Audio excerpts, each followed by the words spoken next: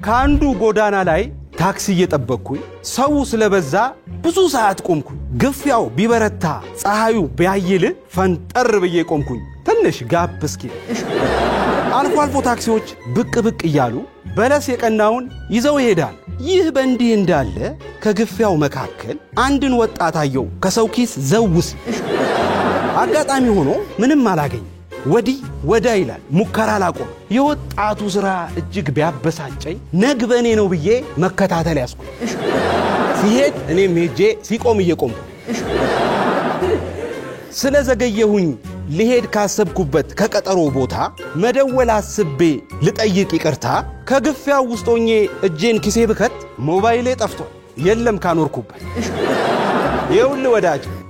ላንተ ስጠነቀቅ ወና ሆኗል ለካ የኔን ማን ይጠል ይሄኔ ነው መሸሽ የባሰው ሳይመጣ የሰው ኪስ ጠብቅ የኔ ኪስ ተቀጣ